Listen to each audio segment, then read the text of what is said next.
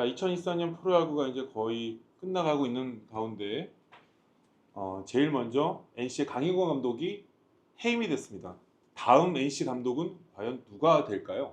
올해는 10개 구단 감독 임기가 올해 만료되는 감독이 한 명도 없었거든요. 내년 이후까지 다 계약 기간이 있어갖고 올해는 감독이 바뀌지 않고 그냥 갈 수도 있는 해라고 봤는데 강인모 감독을 전격 이제 계약 해지를 했죠. 다 야구계에서는 이례적이라는 평가가 많았던 게 잔여 경기가 8경기밖에 남아있지 않은 상황에서 의아하다. 최원호 감독이 이제 바뀐 거는 경기가 이제 뒤가 많이 남았잖아요. 김경문 감독으로 새로 이렇게 시작할 수가 있는데 강인권 감독은 8경기 끝나고 하는 거하고 8경기를 남겨놓고 감독을 바꾸는 게 무슨 차이가 있을까?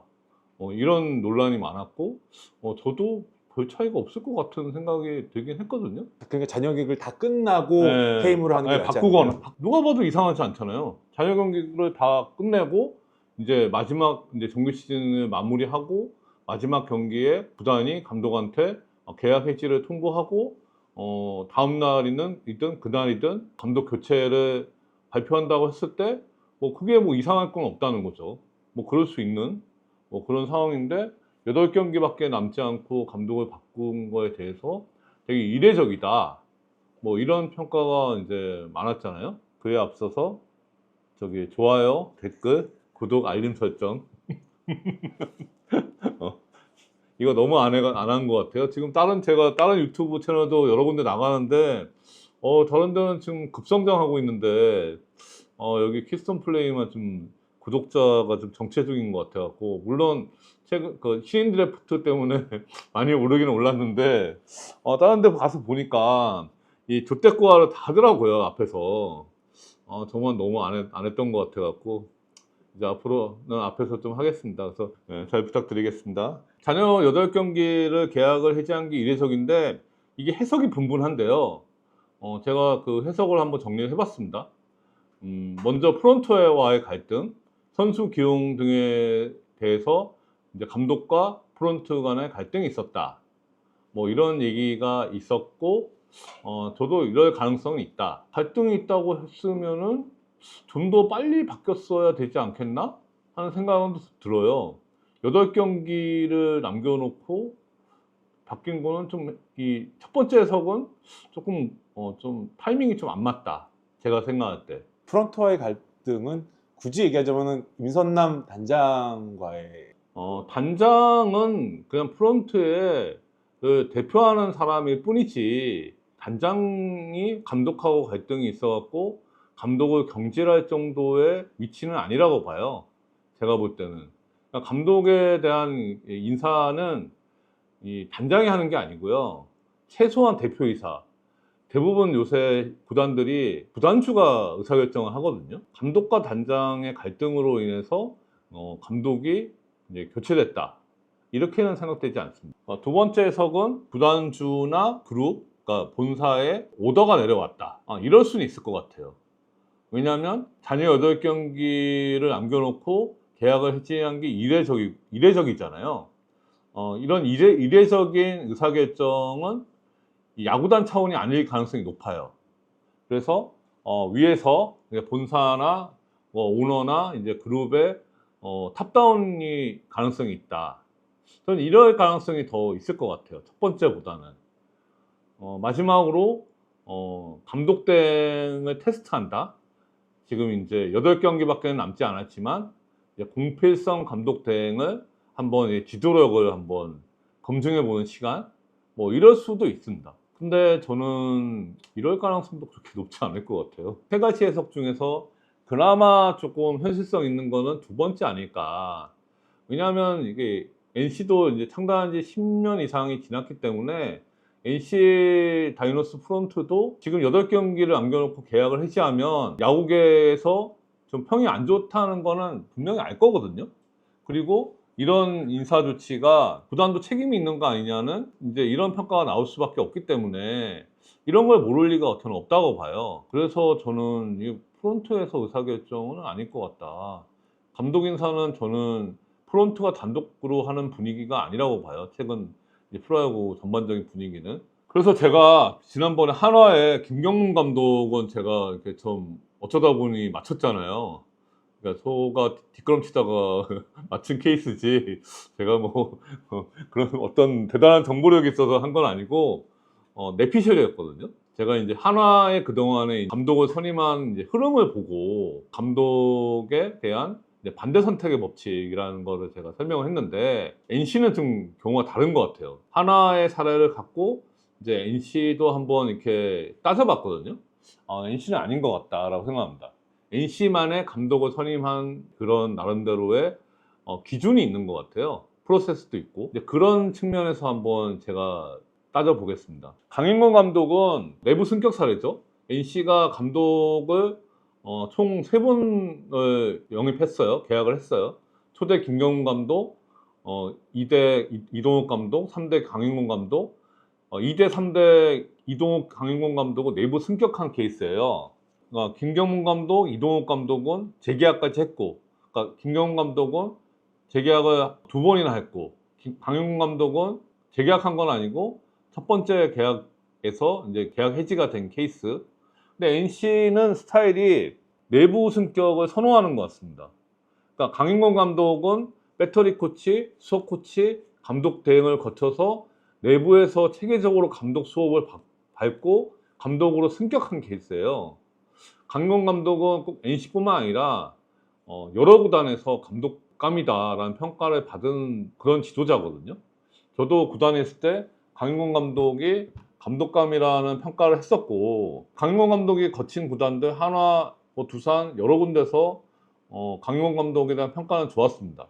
배터리 코치로서 좋았고, 전반적으로 강인권 감독은 감독으로서 리더십이 있다, 이런 평가를 이렇게 받은 지도자였어요. 그런데 중도 교체가 됐죠. 그러면 이제 외부 영입이 유력하냐? 저는 이게 아닐 것 같다는 거죠. 그러니까 NC가 내부 승격을 선호하는 스타일이기 때문에 이제 내부 사정을 잘 아는 내외부 인사를 선임할 가능성이 높다고 봅니다. 이게 NC만의 감독 선임 방식인 것 같아요. 그러면 내부 승격을 선호하는 이유가 뭘까? 이건 꼭 NC만의 문제가 아니고, 제가 봐도 저는 외부 영입보다는 내부 승격을 선호하는 입장입니다. 왜냐하면 이 감독 인터뷰를 하잖아요. 그러니까 외부 인사를 대상으로 인터뷰만 갖고 실제 그 사람이 감독으로서의 어떤 운영을 하거나 어떤 커뮤니케이션을 하거나 그런 거를 100% 알 수가 없어요. 인터뷰할 때는 감독 후보들이 다 구단이 원하는 대로 다 하겠다, 120% 이상으로 얘기해요.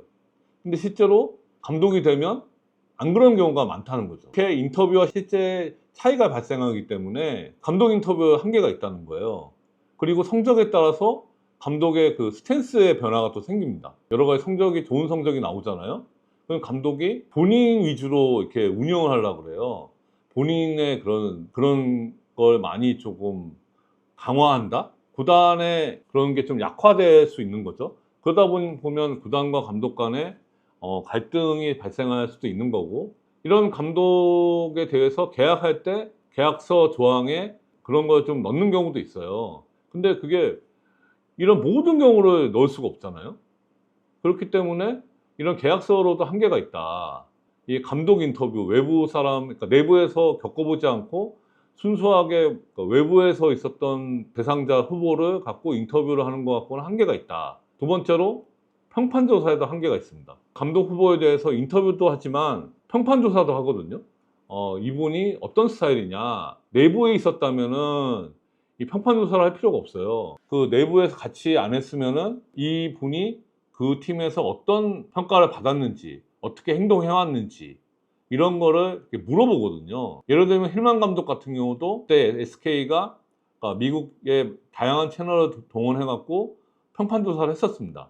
이 평판조사에도 한계랑 문제점이 뭐가 있냐면 보안에 문제가 있어요. A라는 코치에 대해서 물어보다 보면은 그 구단이나 그 관계자들이 여기 감독으로 영입하나? 이게 막 말이 또 이게 퍼져가는 거예요. 그러니까 보안에 심각한 문제가 발생하거든요. 그리고 두 번째로 인터뷰하는 그 분의 주관이 개입될 가능성이 상당히 있습니다. 이 분이 이제 그 감독 후보에 대해서 호불호에 따라서 평가를 주관적으로 할 가능성도 분명히 생겨요. 바이어스가 생길 가능성이 있다. 그래서 평판 조사에도 한계나 문제점이 있다고 봅니다. 그래서 저는 내부 코치, 코치든 어떤 포지션이든 내부에서 몇 년 이상 이렇게 같이 경험해 본 그 후보가 평가에 유리하다. 이런 경우는 다년간 이게 경험을 해왔고 다면 평가가 가능하고요. 여러 사람의 다수의 평가가 가능한 거예요. 외부 인사 같은 경우는 이 다년간 다면 다수의 평가가 어렵다는 겁니다. 인터뷰를 통해서 감독으로 선임을 했는데 실제로 보면 이게 아니네?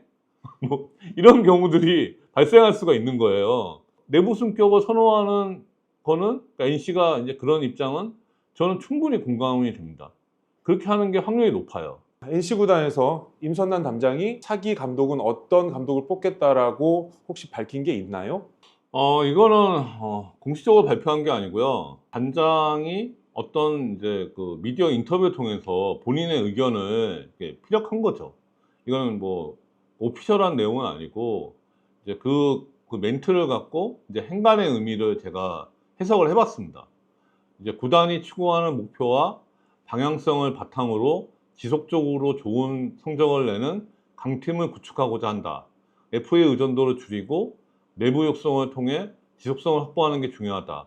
구단이 정해놓은 방향만 무작정 따르는 감독은 지양한다. 반대로 구단과 소통하지 않는 감독은 곤란하다. 여기 제가 빨간색으로 좀 그 하이라이트 한 거 있잖아요. 이게 전 포인트 같아요. 그리고 거기에 이제 파랗게 제가 FA 의존도를 줄인다.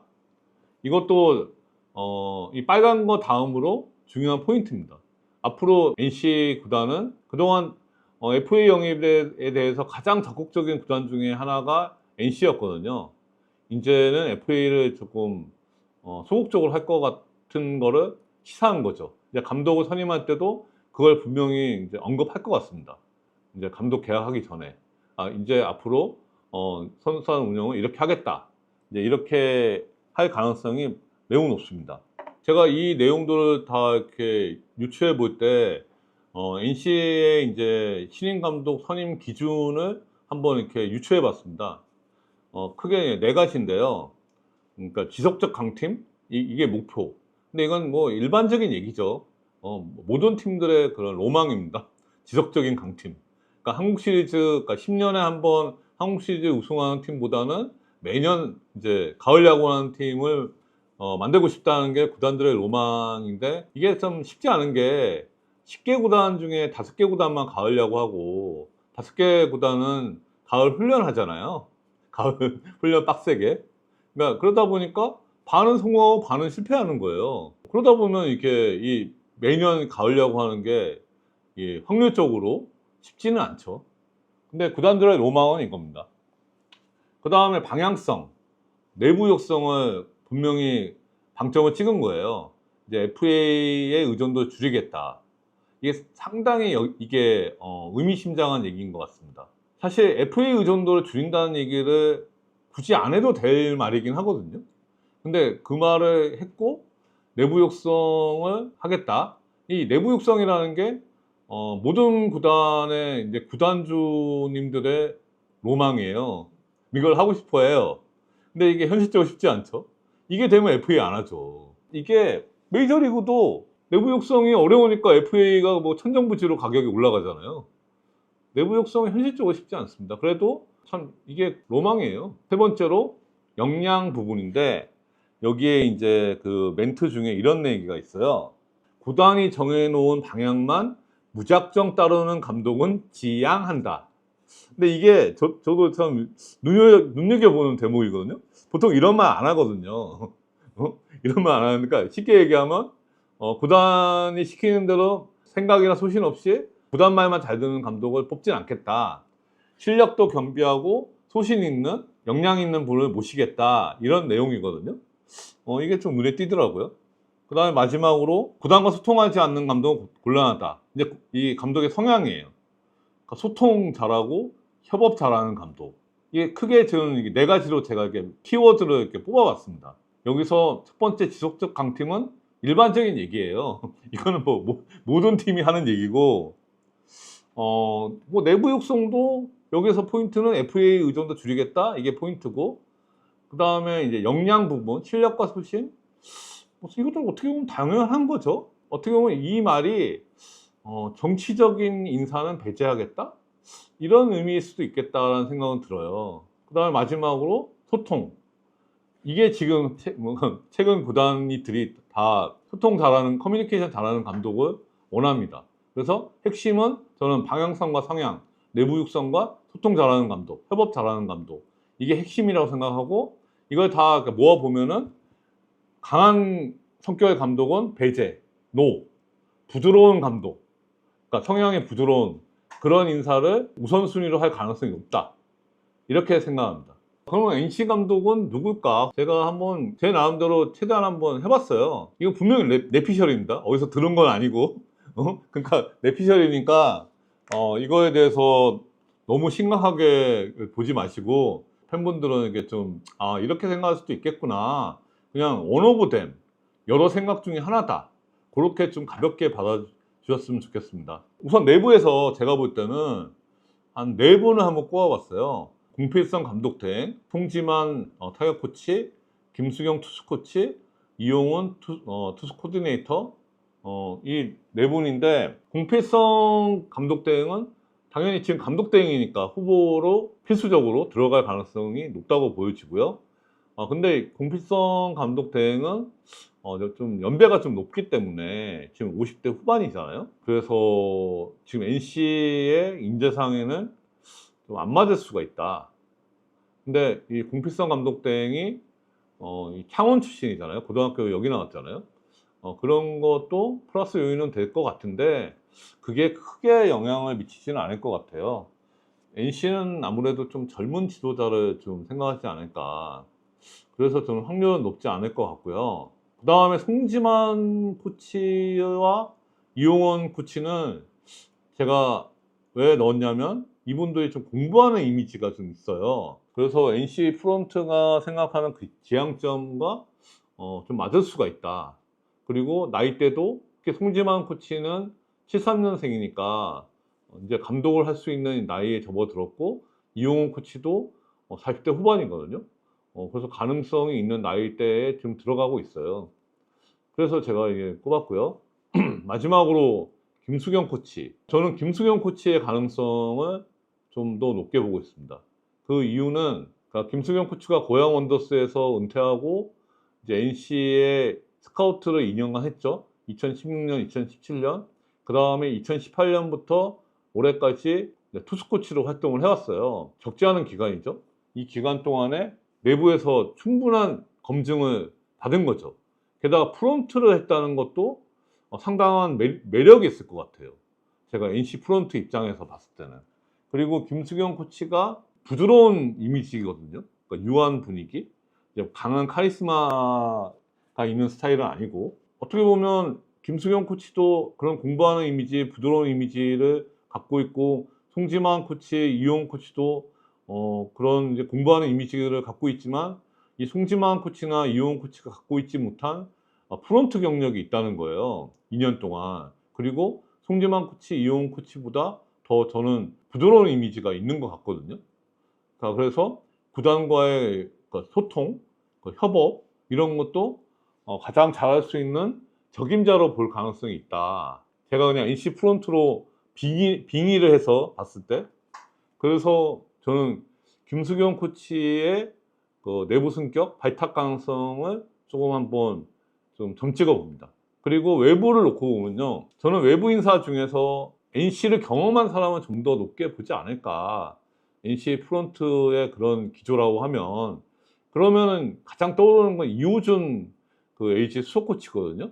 이호준 LG 수석 코치인데 저는 이호준 LG 수석 코치를 가능성을 높게 보진 않아요.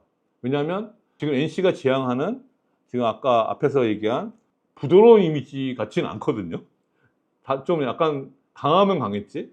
그렇다고 막 엄청 강한 건 아닌데 그런 이미지는 아닌 것 같아요. 이호준 코치 확률은 가능성은 그렇게 높진 않을 것 같습니다. 만약에 이제 구단주 픽이다. 그러면 모르겠어요. 프론트 안이 반영이 되면 그러면 저는 이호준 코치가 높지는 않을 것 같습니다. 그럼 나머지는 NC 출신 외부 인사는 별로 없는 것 같아요. 감독감으로. 그 중에서 제가 한번 이 부드러운 이미지하고 여러 가지를 놓고 봤을 때 유지현 그 지금 해설위원 KBSN 그러니까 LG에서 2년 동안 감독하면서 승률도 아주 좋았고 감독 경험이 있으니까 뭐 실패 경험도 조금 리스크도 좀 줄일 수 있고 사실 지금은 제가 볼 때 NC의 스테이터스 여러 가지 포지션을 놓고 보면 초보 감독보다는 감독 유경험자를 해야 맞지 않나 싶어요. 팀을 좀 다소 좀 정비를 해야 될 상황이거든요. 감독 출신인 유재현 감독, 전 감독 그리고 유재현 감독이 부드러운 이미지잖아요. 그 LG에서도 소통을 잘한 편이고 구단하고도 그렇고 스텝 내에서도 그렇고 그리고 유재현 감독은 협업을 잘하는 편인 것 같아요. 제가 유재현 감독을 그 LG 선수 때부터 같이 있어 봤거든요. 스타일이 독단적이거나 독선적인 그런 스타일은 아니에요. 그래서 이렇게 좀 그게 그냥 외부에서 봤을 때는 답답해 볼 수는 있는데 사실 코칭 스태프하고 융화나 구단하고 소통 이런 거는 뭐 적임자일 것 같습니다. 그래서 저는 외부 인사를 뽑으면 유지현 저 해설위원 가능성이 좀 있을 것 같습니다. 그 다음에 이제 김원영 감독은 우승 감독이니까 한번 후보에 들어가지 않을까 뭐 그런 생각이 좀 있고요. 근데 김원영 감독은 SH하고 계약 기간 내년까지 있잖아요. 김원영 감독을 이제 NC가 감독으로 영입하려면 단여 계약 금액을 지급을 해야죠. 이 금액이 만만치가 않으니까 이게 좀 장애 요인이 되지 않을까.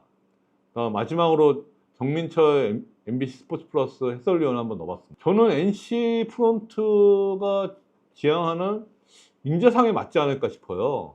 여러 가지로. 정민철 해설위원을 MBC 스포츠 플러스 비하인드 프로그램에서 몇 번씩 만나서 얘기를 해보니까 레전드임에도 불구하고 소통 능력이나 이런 게 상당히 좋아요. 에고가 강하지 않다. 최근 구단 프론트가 선호하는 성향일 것 같다. 그다음 뭐 역량도 갖춘 분이에요. 제가 봤을 때. 그리고 단장을 했기 때문에 구단이 어떤 걸 원하는지 목표나 방향성도 이해도가 높을 것이다.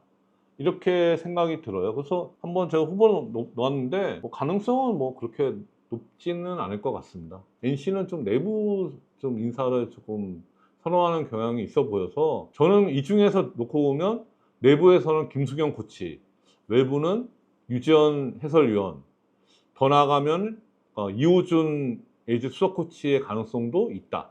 이걸 어디서 초이스하느냐에 따라서 그래서 저는 한 세 분 정도의 좀 가능성을 좀 점쳐봅니다. 이거 분명히 언급하지만 내피셜이고 그냥 가볍게 봐주시기 바라고요. 그리고 마지막으로 전 계약 기간은 2년 하는 게 맞는 것 같아요. 지금 NC가 지금 이번에 강인권 감독을 계약 해지하면서 야구계에서 좀 비난을 많이 받고 있잖아요. 그래서 저는 계약 기간을 채워주는 게 맞다. 중도 해임을 하는 것보다는 모양새도 안 좋고 감독 입장에서도 불명예스럽고 뭐 계약이 끝났는데 재계약 안 하는 거는 뭐 그럴 수 있거든요. 특히 초보 감독이면 이 사람이 잘할지 못할지를 어떻게 알아요. 그러니까 저는 2년 계약을 하는 게 맞다. 임기 채우기의 중요성이 더 커졌다고 봐요. NC 구단 입장에서는. 그래서 2년 하고 또 잘하면 재계약하면 되는 거 아니냐는 거죠. 물론 감독 후보들은 다 3년 계약을 선호합니다. 근데 저는 지금 NC의 구단에 지금 여러 가지 상황을 놓고 보면 2년 계약을 하는 게 맞지 않을까 이렇게 생각해 봤습니다. 단장님은 어쨌든 감독 선임에 관여도 해보시고 방금 말씀하시는 것 중에도 계속 이제 감독의 리더십이라는 말씀을 이제 두어 번, 세 번 하셨는데 감독의 리더십이라는 건 어떤 게 있을까요? 감독이 될 만한 리더십. 이 예를 들어 코치들이든 아니면 이제 감독 후보군들 중에 이 양반의 감독이 리더십이 있다. 감독이 될 만한 리더십이 있다. 그런 게 뭐가 있을까요? 되게 좀 어떻게 너무 광범위하잖아요. 아니, 당연히 광범위하죠. 근데 그 리더십이라는 게 그 포괄적인 이제 광의적인 해석이 있을 수 있고 협의의 해석이 좀 해석이 있을 수 있는데 그 좁혀서 생각하면 리더십이라고 하면은 카리스마에 가까운 거예요. 관장님이 생각하시고 그러니까 그렇게 생각할 거라는 거죠. 근데 리더십은 넓게 볼 수가 있거든요. 넓게 볼 수가 있기 때문에 리더로서의 그런 자질 이렇게 보면은 넓게 보는 거고, 근데 저는 리더로서의 자질을 놓고 보면 그 모범적이라고 생각해요. 이 지도자가 선수, 코칭 스텝, 구단 프론트, 더 나아가서 팬이 봤을 때 모범적이라 해야 돼요. 이 모범적이지 않은 그 지도자를 감독으로 세워서는 안 된다. 그러니까 1순위가 모범적인, 선수 때부터 그렇고 코치 여러 가지 생활을 하면서도 주변에서 이제 그러니까 존경을 받는, 이제 그게 우선이 돼야 된다. 그 다음에 이제 여러 가지 뭐 운영 능력, 경기 운영 능력 뭐 이런 것도 다 필요하겠지만 저는 모범적이라야 된다고 생각합니다. 뭐 이거는 뭐 극단적인 예일 수도 있지만 어쨌든 선수 때 많은 활약을 못했던 감독들도 많잖아요. 네. 뭐 그게 사실 어때 염경엽 감독도 마찬가지고 유일하게 일할 타자 그런 거에 대해서는 어떻게 생각하세요? 이걸 뭐 획일적으로 얘기할 수는 없는데, 이제 야구를 이제 잘했던 분들, 레전드급은 야구를 못한 선수들의 입장을 이해를 못한다는 거잖아요. 그런 얘기 되게 많잖아요. 실제로도 그럴 확률이 높아요. 그게 꼭 야구만 그런 게 아니고 공부도 그렇거든요. 그러니까 서울대 출신들이 공부 못하는 뭐 사람 이해 못하잖아요. 왜? 뭐 그런 거 비슷한 거죠. 그러니까 야구를 진짜 레전드급으로 잘했던 그런 그 야구인들이 그런 2군 선수나 1.5군급의 선수들의 애환을 이해하기 조금 어려운 거는 저는 당연할 수 있다. 근데 모든 레전드들이 그런 건 또 아니에요.